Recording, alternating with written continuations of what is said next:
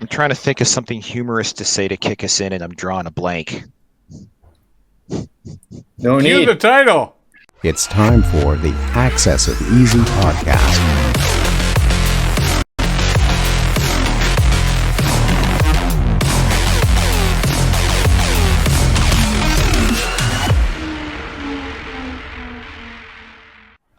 Now, you got to understand that my whole attitude towards April Fools this year was I've had enough of those fools. I'm boycotting April Fools. I'm surrounded by fools. Give me a day free of fools. And I decided somehow that was April Fool's Day. But Mark, I'm curious to hear about Easy DNS's April Fool's stunt. Well, in a sec, but you just faked me out there because you were rolling when I was saying that. And you reminded me of a story when I was in music industry arts, and our prof was Jack Richardson, the late great Jack Richardson, and he said, "You know how you can get the best performances out of bands? This is what I used to do when I was a record producer." This is Jack talking. Tell the band we're just going to get levels off the floor, just play, and he would get the tape engineer to unscrew the recording light so that they didn't realize that he was recording, because he said even just that indicator being on, everyone would kind of, so it was just like, yeah, get the levels. It's like, okay, there we go, that's the bed track. And sometimes you would get the best performance ever from people who didn't know they were being recorded. But the April Fool's joke of Easy DNS this year, we actually canceled April Fool's last year because of COVID. This year, it's immunity passports are now required for domain registration and renewals. Classic.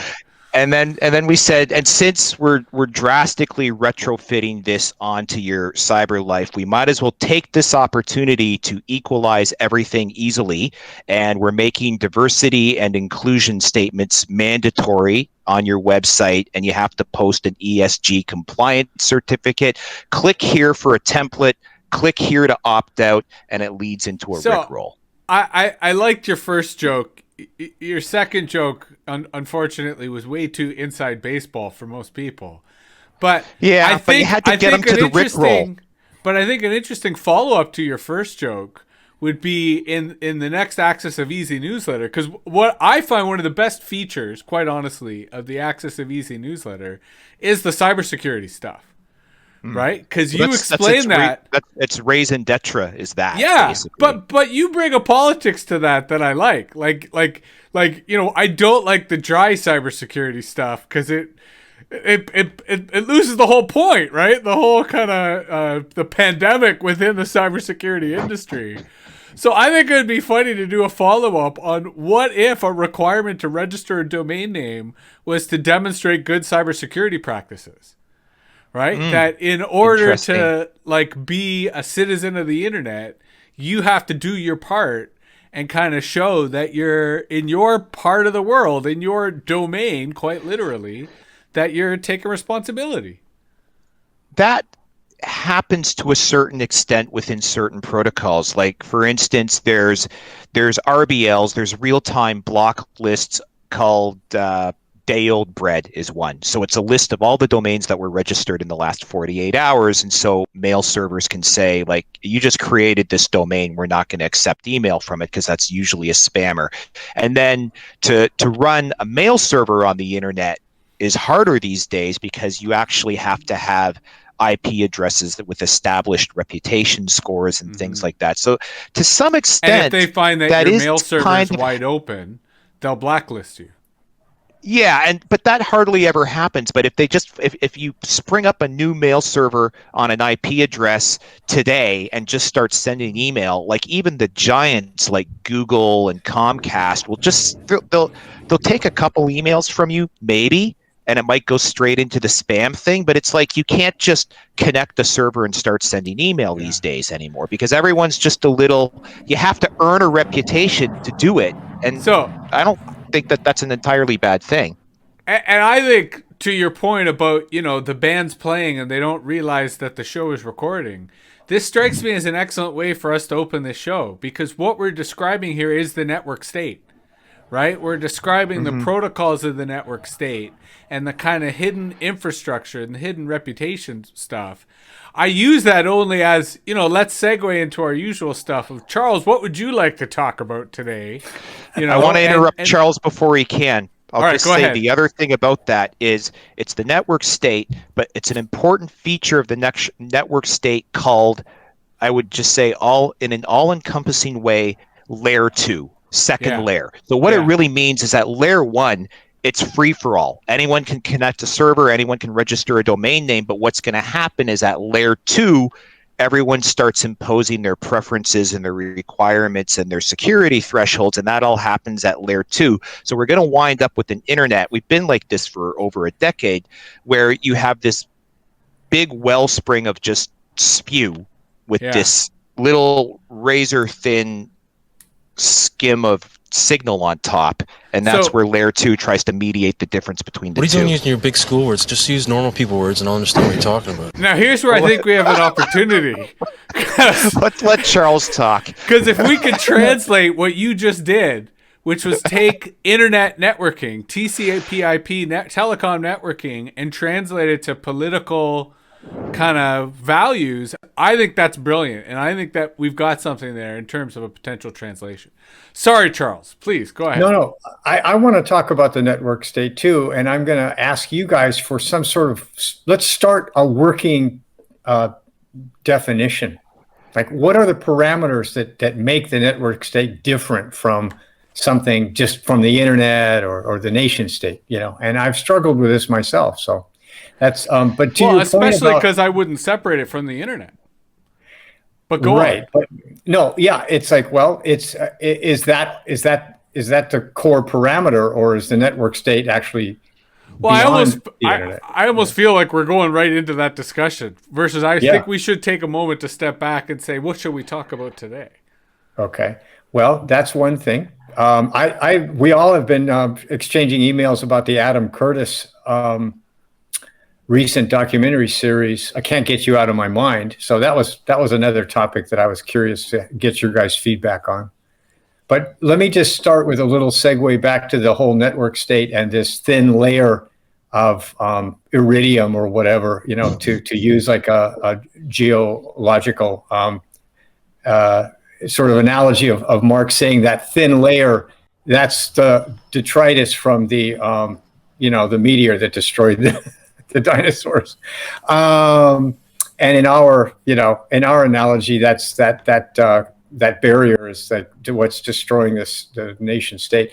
But just as a user, I just wanted to add to Mark's kind of parody of what all the notices you have to print on your site or post. Actually, that is already real. It's almost like a parody of a parody. If you run advertising, which I do, then you already have to post these huge disclaimers about the EU. The EU has its own requirements, and everybody if you're posting on the internet, you got to do that. The state of California has its own privacy laws regarding opt-in and out. You got to make a statement about that. So at the end, if every website, it's buried in there somewhere, but they have all this falderall, this stuff that matters, but nobody really, cares about it. And very few people follow through with the opt-out that is available for advertising, privacy issues and all that, because it's horribly complicated, right? So anyways, those things already exist.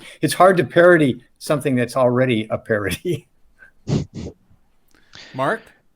You made me think of the end user agreements for CIRA, the Canadian Internet Registration Authority, for .ca domains. I think it was originally over 1,000 pages, like in 2000 when it came out, and I think they've got it down to, I don't know. No, you know what? I'm a registrar. I've been on the board of CIRA. I've never read it.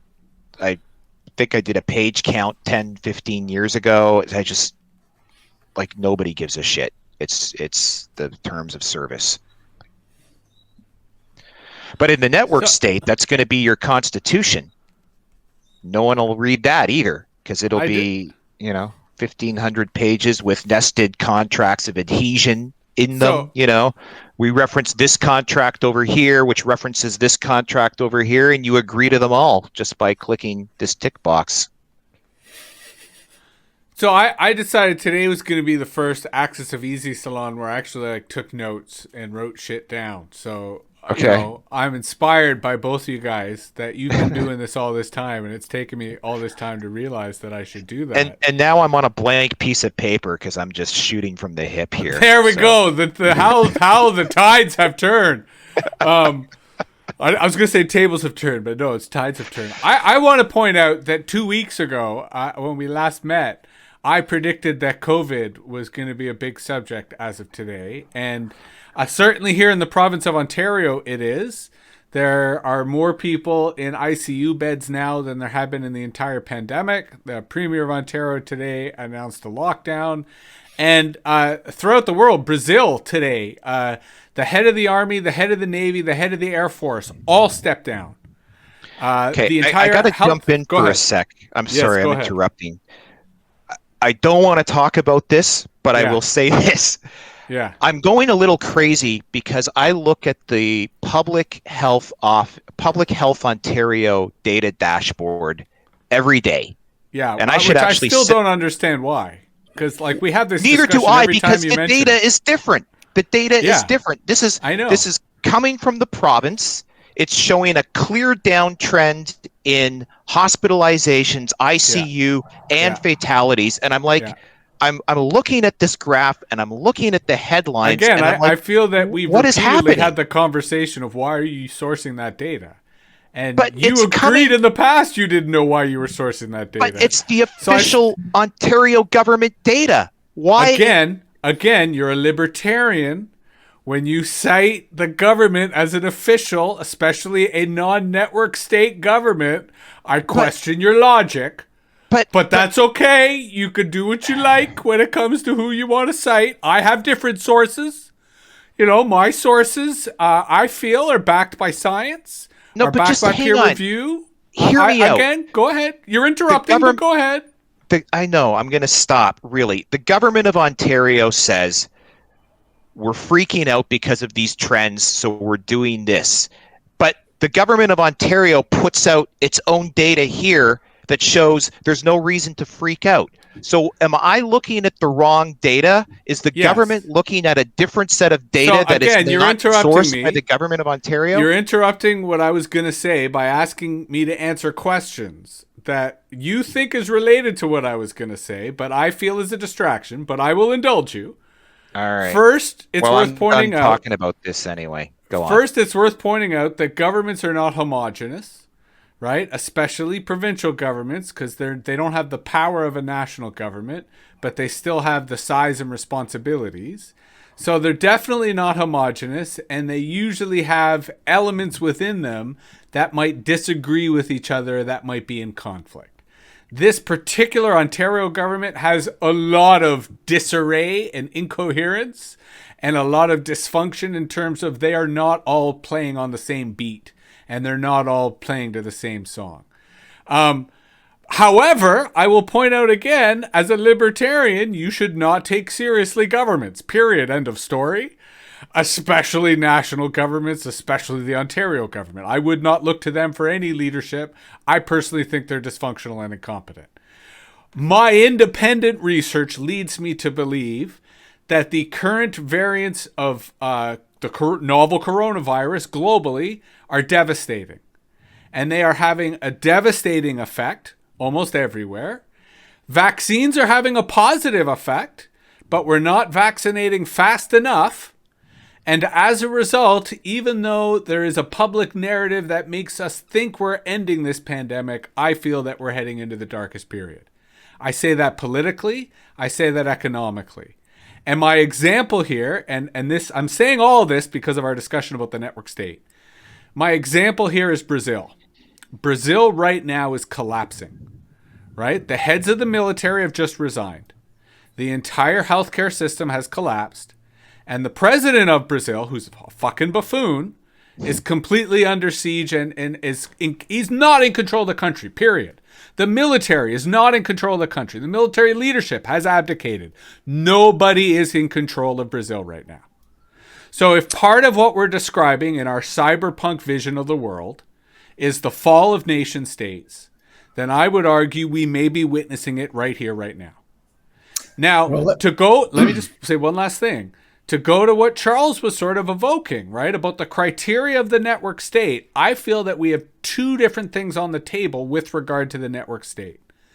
The network state that currently exists and the network state that we anticipate. The network state that we anticipate, I would argue, has governance. Not necessarily a government, but governance in the sense that it's able to, influence what's going on. Versus the present network state has no governance. There's nobody in charge, right? It's emerging the way a child emerges into the world, on all fours if it's lucky, but probably on its stomach, right? It is literally slouching towards Bethlehem to be born. It does not have consciousness. It does not have an executive. It does not have a legislature. It does not have a judiciary. It does not have any of the aspects of a state, but it is still a fledgling state, right? Like we keep suggesting, if Facebook launches their currency, it's got a currency. Maybe Bitcoin arguably is the currency. So that's why I kind of feel that your question, Charles, is important. But I still feel that the network state that exists without a governance structure, even though I think one is forming quite rapidly. I'll shut up now and allow you guys to add your own perspectives. Mark, go ahead. No, go ahead, Charles. No, I was just going to say that you were speaking about the governance mechanism that's already existing, right? Which is this, these hundreds of pages of stuff that nobody reads and that does have an impact. And I want to hear more about what you want to say about that. I just want to insert real quickly. We talked about Tim Huang's book about subprime attention crisis. And one of his points is, to Jesse's point about the internet, is still crawling, it's emergent. It's in the US, it's all about money, right? Which ties into what Adam Curtis is saying is the global economy as well. It's all about money. And so the whole internet is based on a mechanism to make money, which is advertising at first and then selling data, right, to marketers.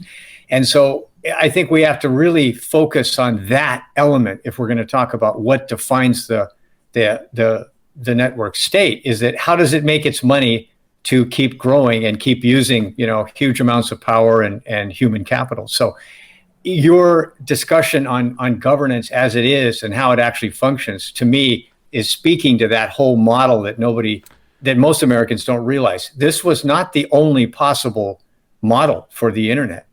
Yeah, go ahead. And very briefly, I think you're correct in pointing out that when Mark evokes terms of service, he's evoking governance. But I don't think that's governance for the sole reason that nobody reads it. Right? It's presented as governance, but it's rejected by everybody because nobody, literally Mark said, as a governor, as someone on the board of governors, he didn't read it. So therefore we know that it is not actual governance. Sorry, right. Mark, but there's a disconnect there, and that's the interesting point, Yeah, I think Jesse's right. The terms of service aren't governance per se.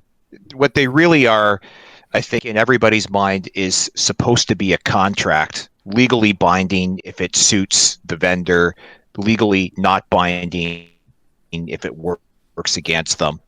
There's just all manner of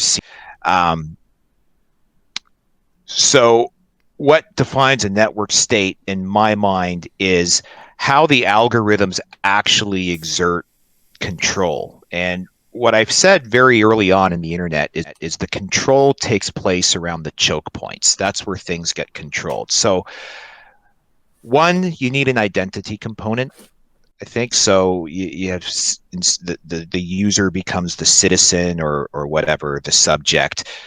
There will probably be a monetary component like Facebook Libra or whatever they're calling it now, and other apparently platforms. Visa's got a stable coin coming out.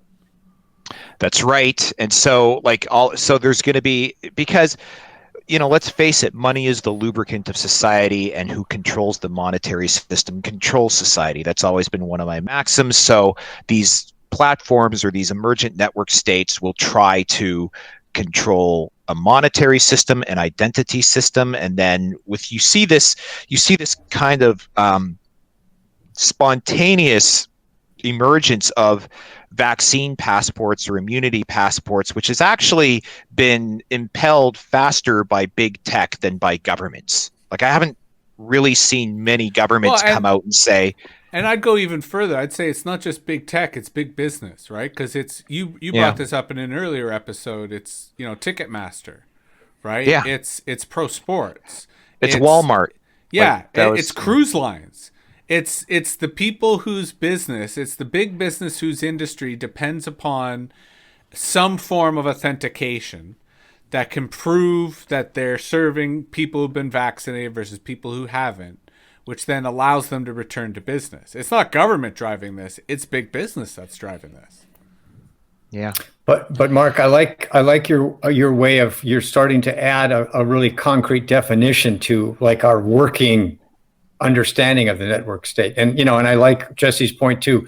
We're talking about from existing to emergent to what we anticipate, or possibly which futures that it could go to, right?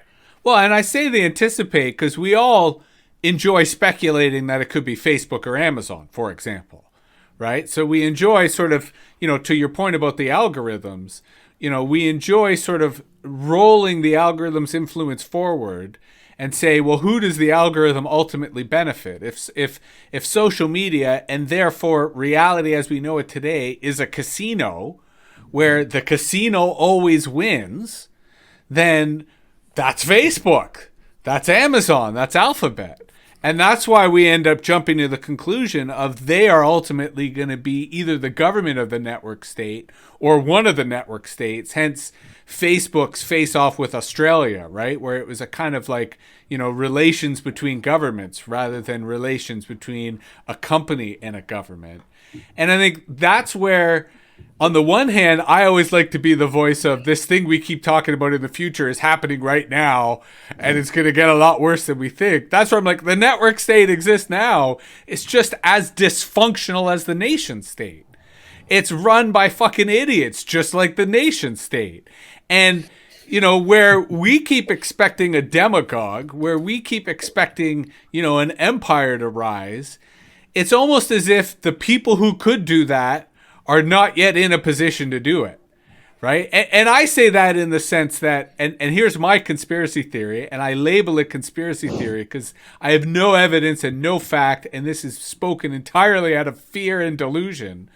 But I keep thinking there are some assholes out there who own a shit ton of Bitcoin, right? That the byproduct of the whole Bitcoin episode is, to use language Mark might use, has been the redistribution of wealth from a bunch of suckers. Don't get me wrong. The people whose wealth has been lost, I don't really have a lot of sympathy for. But there's been some serious beneficiaries of that wealth who, for various different reasons, we don't fully know who they are. And they, at least in theory, currently have a tremendous amount of political economic power. Unaccountable political economic power. And if they were the kinds of cyberpunks that we happen to be, who believe that the future is a network state, then they might be willing to take their wealth and bet that on a network state that would benefit their self-interest, whatever that might be. And that's where, whether Peter Thiel or, any other sort of conspiracy I can imagine could be a whole other fucking villain here when it comes to, the types of stuff that we don't like about society. But I think you're looking at the wrong whales, so to speak, because there are people like that who've become fabulously wealthy through crypto and who are sort of trying to fashion a network state in their own vision. What I loved about Bitcoin exactly what you said, that a bunch of nobodies became unaccountably rich and powerful. And I love that because, the wrong guys won. And you're not, what I But you liked don't. No, about, no, no. Hold on. I mean, there's two things there. I'm not going to debate, even though I'd like to, your whole value on the whether someone became unaccountable and whether unaccountable is good. I But want to what be I'm unaccountable, for but fuck's hold on, sakes. hold I want to on. be able to be unaccountable I to said everyone. I used didn't to want be to until have about that a year ago. debate. When I say I didn't want to have that debate, that was not an invitation to have that debate. That was saying, let's not get distracted by that debate. What I am questioning, that I would love to hear your answer on, that I am inviting you to speak to, is how do we know who the winners are? How can you say that they are X or Y or Z? How can you say that they are this or that? For all you know, it's a Rockefeller. For all you know, it's a member of the Weston family. For all you know, it's the Clintons. Right? So that's why, if we don't know who these people are, why are we celebrating them? Well, we know who some of them are. I mean, they have names like, Nick Szabo and We know I'm who kind of those who drawing have a come blank. out, but I am hypothesizing that the majority of wealth is not people who've come out. Or am I wrong about that? You could be. I mean, because the blockchain is very scrutinized. And I was just listening the other day to someone talking about how the Satoshi entity has about $50 billion worth of Bitcoin to this day, and Yeah. has made one payment from it, has Right. moved Bitcoin once, and that was to oh my God, the name is escaping me. One of the second guy to run Bitcoin, and Sure. he passed away a few years ago in But my point, 2014. if I was part of the Satoshi consortium, right? And the larger that consortium is, the less likely that it exists, right? Because the more people involved, the more likely someone would have outed it. But if Yeah. I was a member of that consortium, A, I would still not tell a friggin' soul, and B, I wouldn't make a play until I could win the world. Because that's what the stakes are at $50 billion and growing. I think the fact that it hasn't been touched until now shows extraordinary self-discipline to the point that it has to be completely ideological. And I don't think they're making Or a they're play for dead. the world or they're dead. That's possible as well, Yeah. right? Yeah. But why don't you think they're making a play for the world? Isn't that the point of ideology? Because when you're riding something from zero value, right? To the Sometime before 50 billion, you're gonna think you have the world. If you've gone from zero, so somewhere around 500 million or 2 billion or 13 billion, you're gonna say, "My God, this is insane. I'm making my play now. It can't go any higher." I don't know. I'm not so sure, but I think this is a good cue for Adam Curtis. Okay. Because I think this is an appropriate parallel to Adam Curtis. Because, before the show, Charles, Mark and I were sort of talking about it, and I felt that the conclusion I took from the latest iteration of the Adam Curtis vision of the world is that we're fucked. Right? Is that, no one's in control. We have systems that are far too complicated for us to understand. And yet we have not abandoned the arrogance that allows us to believe that not only can we understand them, but that we're in control. Do you think I'm wrong in making such a gross summary? No, no, not at all. Mark, why don't you? What was your sort of summary? Well, elevator. I was gonna say, it's kind of a strange inversion. Jesse's right about everything. There's no one in charge. We live in an out of control world. And I'm like, yeah, why can't, that would make me happy for us to understand that we don't know anything. We're out of control. We're flying by the seat of our pants. But there's this underlying logic and progression to humanity that if we can get out of our own way, get over this hubris, there's where Jesse and I are agreeing that we think we know everything, we would avoid a lot of damage if we just accepted the chaos of we're lurching back and forth from crisis to crisis. But in the immortal words of Winston Churchill that I'll paraphrase, humanity will always do the right, humanity can be relied upon to do the right thing once they've exhausted all other possibilities. So if we can just accept we're not in control, there's no one in charge, we don't know fucking anything. And we've created an infinite possibility machine that makes us think we'll never run out of bad possibilities. Yes. But we overcome time and time again. The overall trajectory of humanity is upwards. I mean, you go through these pockets that can last 75 years that get pretty bleak, but in the overall arc of history, things are getting better. Even with the bigger population, you have like literacy going up, child mortality going down, poverty going down. We have serious problems. And what the most infuriating thing is, we usually attack the wrong problem with like religious fervor, and we just get distracted from the real problems. But it's so. Charles, okay, your thoughts on Adam Curtis? My take is extremely political, which is what I heard him saying and attempting to prove or provide evidence for is the entire global economy and systems of all nation states is only concerned with money, and therefore it's completely, fundamentally, totally corrupt. Yes. And that's what you find and all nation states are equal. China's no better than the US. US is no better than the UK. UK is and so on and on. It's just nothing but an empty system because it's obsessed solely with money. Yeah. And that's corruption. So, and what he did, for those people who haven't yet watched it, in one of his kind of tropes or dynamics he uses, in his work, is to take an individual and then tell the story he's attempting to tell through an individual. Classic good storytelling, right? We're interested in an individual. We're not interested in abstractions. And so he takes the lives of a number of purported revolutionaries, and they all end badly. There's no revolution.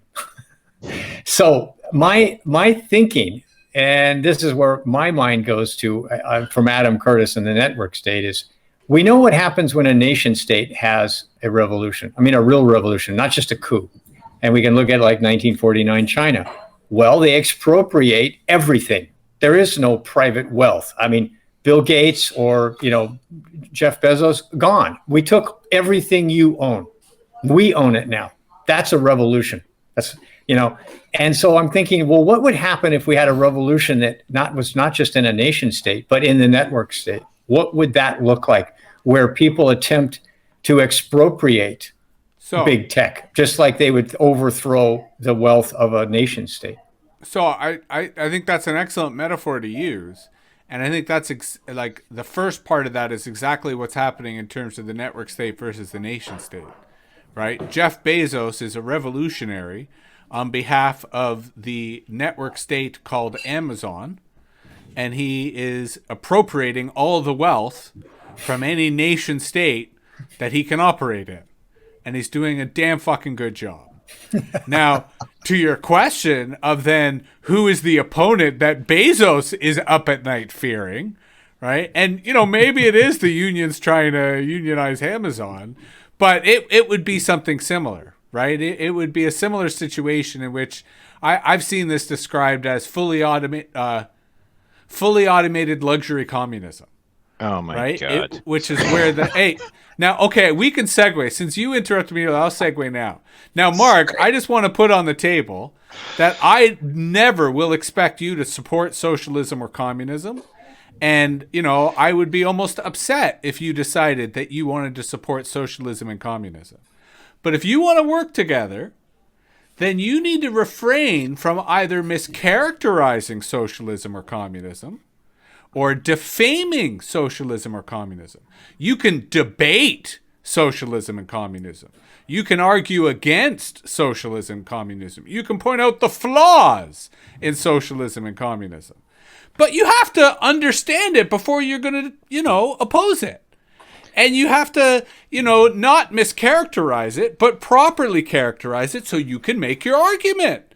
as to why you don't think it works. I say that as a tangent, but to bring it back to what I was saying in answer to Charles's question, I do think that there are people hypothesizing the way in which the algorithms, and I'm not a Marxist in any classical sense. I call myself a Groucho Marxist, but I think a pure Lenin Marxist would say that Jeff Bezos, what he's doing is good because he's consolidating all the wealth so that you can appropriate it even easier.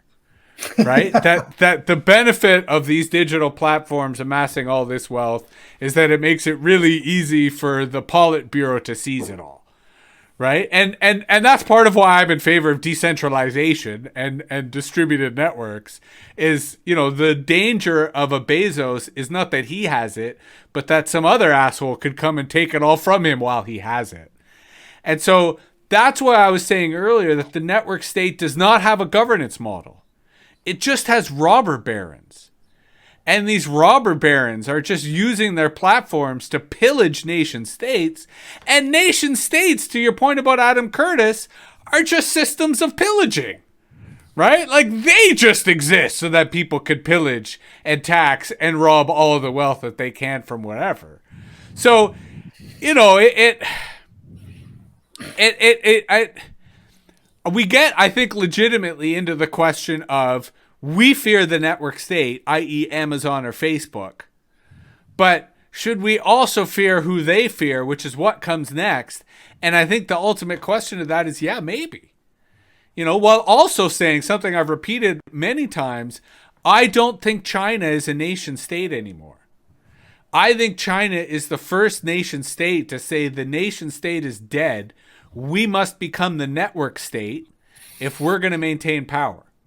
Because the one thing I will give the Chinese Communist Party credit for is their goddamn desire to maintain power. Like, they want that more than anything else in the fucking world.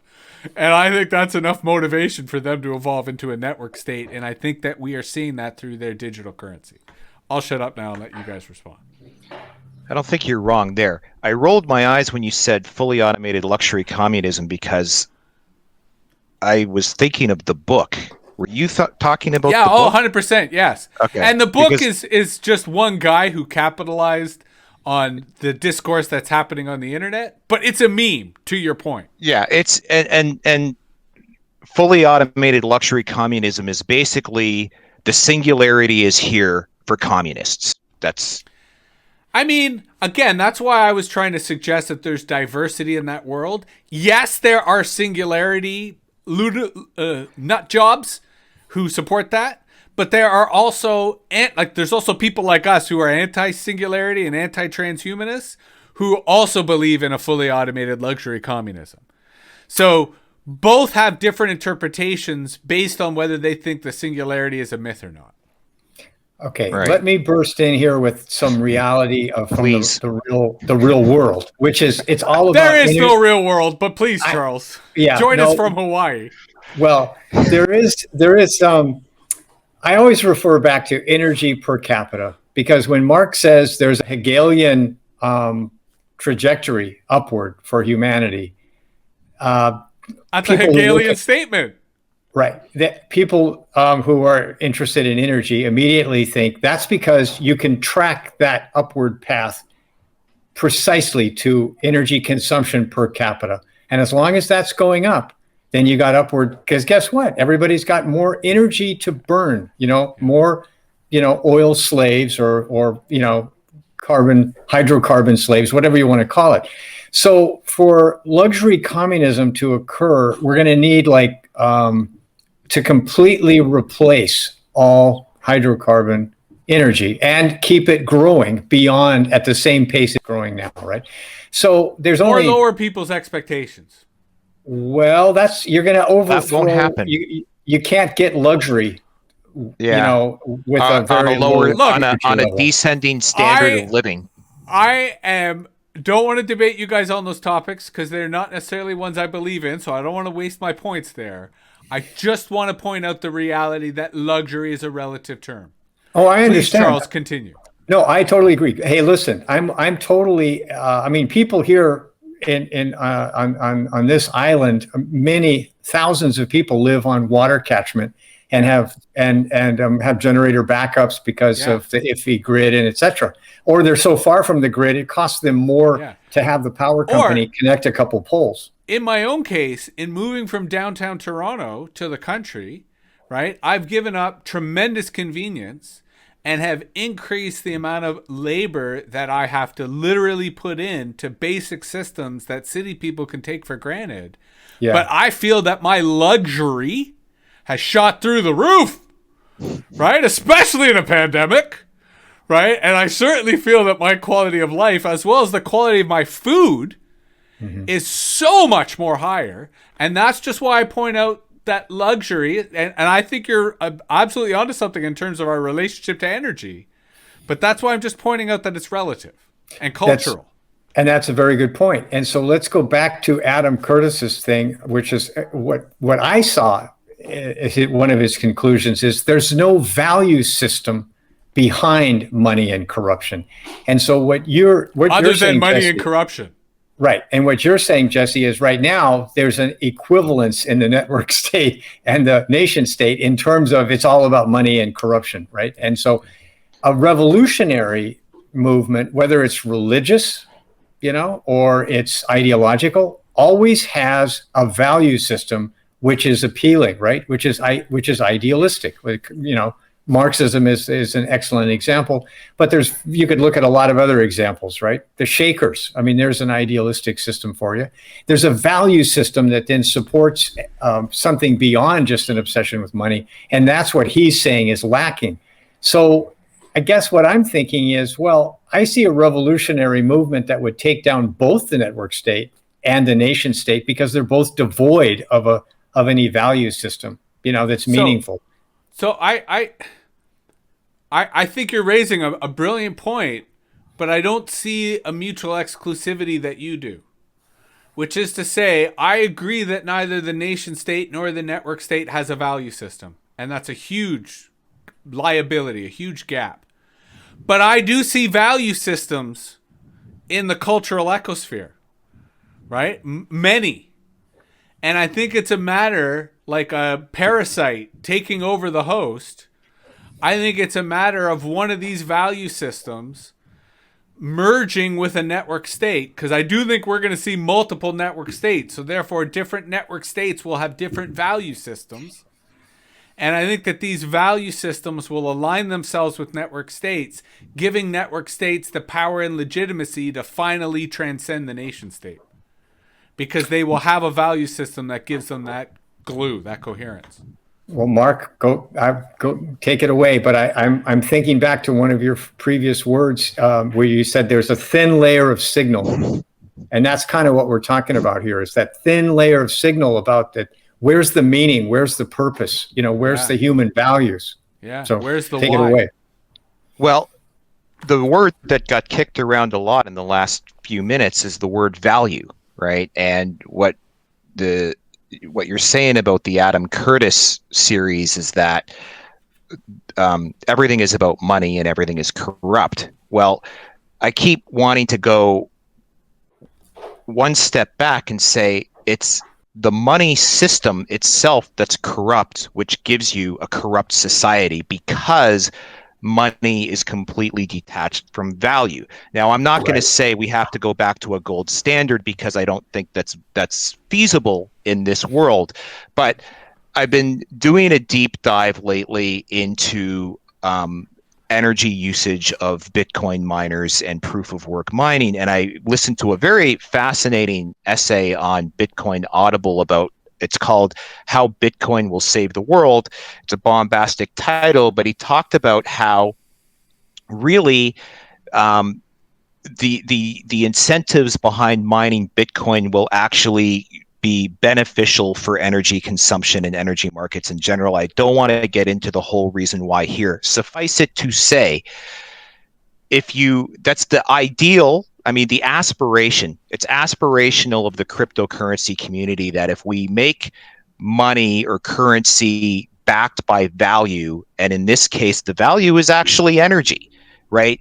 Then you get back to you get back to that dynamic where in order for a transaction to take place, both sides have to derive a legitimate value from the transaction. And once that's restored, it changes everything, right? Because suddenly life becomes about trade-offs again. It becomes about priorities. It depends upon relative value So and how it takes. Sorry, hang on. It takes at least a 2-point consensus for anything to happen.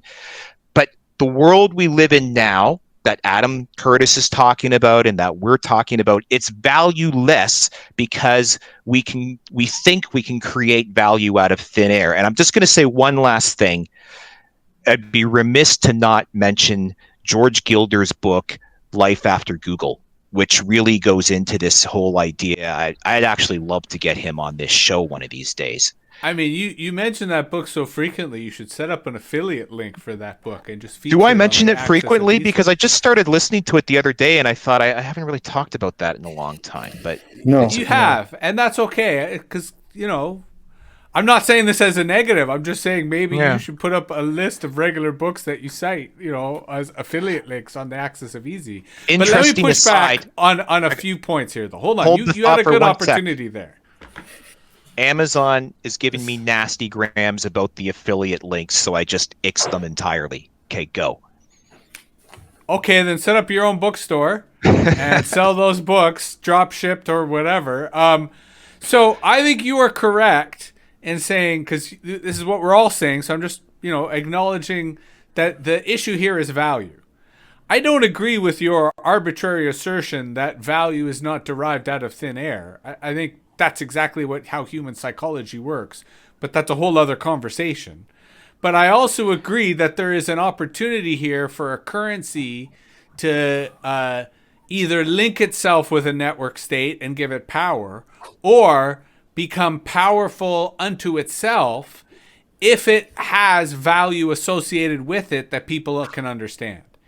And it strikes me that that's part of the appeal of Bitcoin, that people associate Bitcoin both with a value of technology, a value of mathematics, a value of the internet, but also a value of the future. Like, most of the people who promote Bitcoin are ideological. They have values. That's why they're doing it.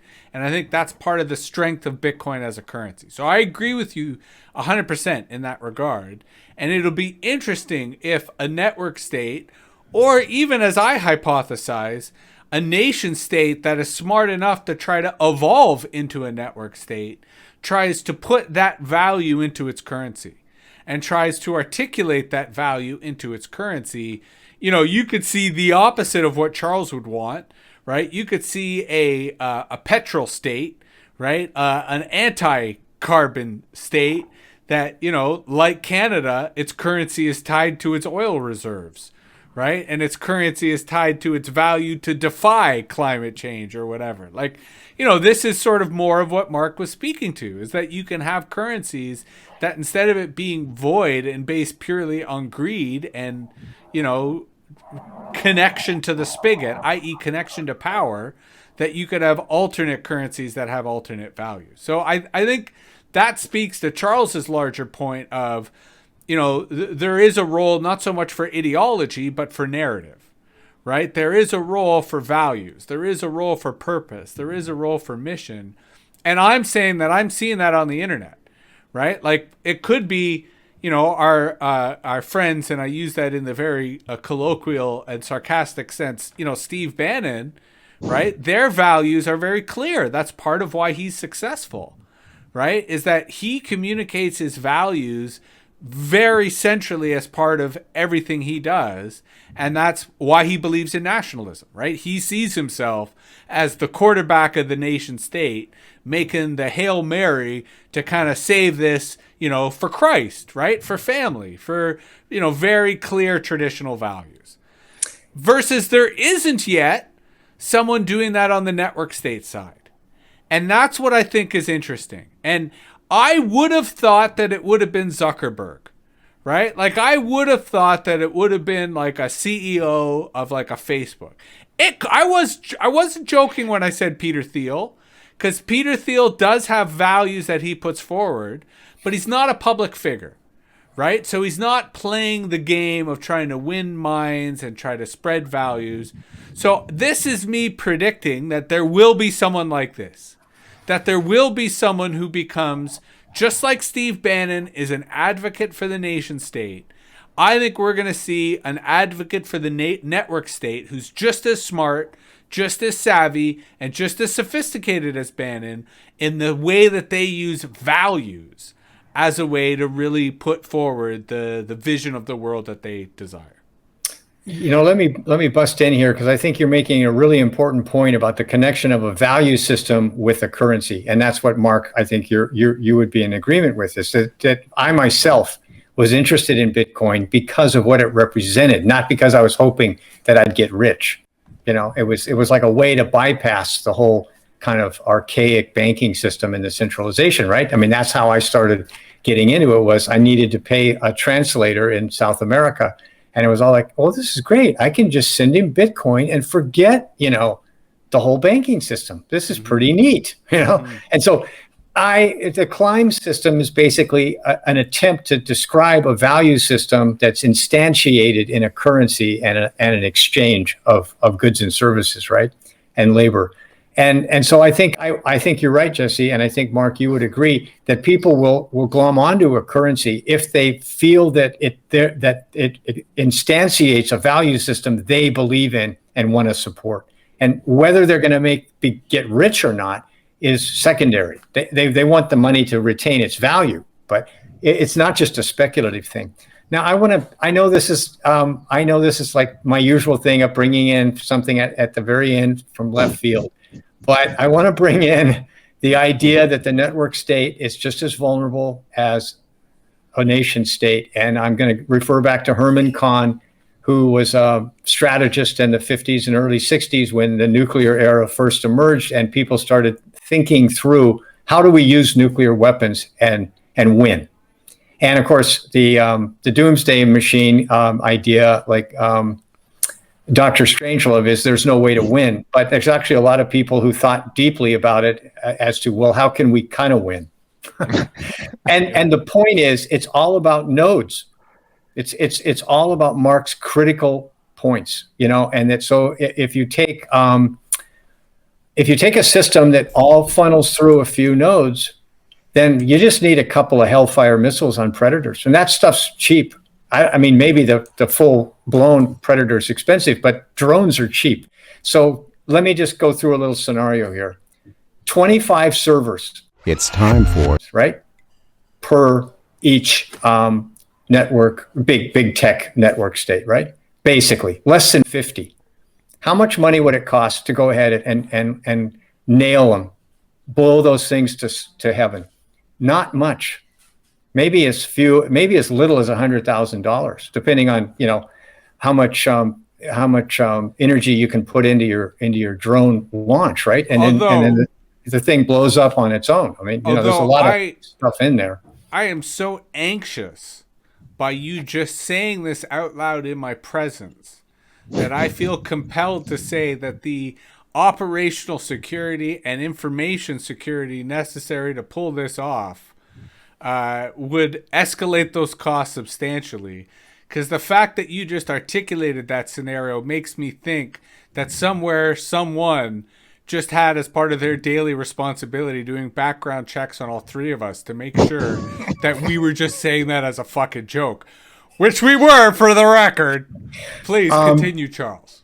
Or perhaps we should edit out my comments so we all don't end up in that rendition. It's for the record. Nope, it's for the record. Go ahead. Okay, that was just a joke based on a Herman Kahn comedy routine from the late 1950s. You will be remembered fondly, Charles. I mean, Mark, while you were before the show when we were away, we did a joke about your rendition, and I said, "Oh, who's at the door? Oh no, they've got us already!" And I had all these different sound effects set up. Yeah, but no, I think, Charles, you raise a very valuable point, which is the nation state and the network state are both currently still quite brittle. The network state is less brittle, but they are both fundamentally vulnerable, and they are both easily susceptible to system collapse or system failure. That's part of Adam Curtis's point, right? That the systems we have are too complicated to understand and are far more fragile than we realize. And we delude ourselves in the security of thinking that they're stable when in fact they are entirely volatile and unstable. And that rather than build systems that take that into account, we have these brittle systems that are suggest that we are facing impending disaster and impending crises. So I would agree that me in particular, tend to not so much glorify but valorize the network state, because I do see it as better than the nation state, but only marginally so. And really, we're comparing smelly turds here.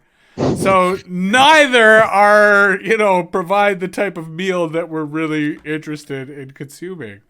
But I don't see any alternatives out there, other than just sheer tyranny and autocracy and system failure, which I think is also potentially on the menu. I do try to focus on the alternatives. I still think our best case scenario is a decentralized open source network state. And that's part of what I try to hypothesize and write about and research towards. And it's the model that I think is most likely to get the most buy-in from the public. And it's what I think the internet is by default starting to model, because the corporations are too incompetent to execute their master plans. Right? Which is to the point about the vaccine passports. Well, I think they're going to fail. Right? Like, I don't think they're like the same way that automatic contact tracing never happened. I mean, it happened in Singapore, sort of. But that's still sort of. It happened in Taiwan, sort of. And those are two islands that are authoritarian. So even there, they didn't pull it off, let alone a place like America or Europe where they've not been successful with this stuff. So I still think they're not going to be successful. So it's that, if I were to say, Charles, that part of what you're saying, that Adam Curtis is saying, is everybody is kind of fucked up. Maybe it brings us back down to, we should be having a conversation about values. We should be having a conversation about what are the values that can unite people? What are the values that can create a stable society where people can, be environmentally responsible, but still improve their quality of living and still improve their lives and their wealth, quote unquote. Maybe that is one of the focuses we should have moving forward. I agree. Awkward pause. Nope. Probably a good Mark. place to leave it. Yeah. Good conclusion. The audience agrees, so, Okay. I think that was AxisOfEasy Salon 41, or was it 42? 41, I think. 41. Shit, Like that us means on. the next one, we really have to come up with some substantive stuff, because it's Yes, the answer to the meaning, to the life, the universe, and everything. But this was 41. We're not quite there yet. Like us on YouTube, Spotify, Stitcher. Visit us on AxisOfEasy.com, and we'll see you in a couple of weeks.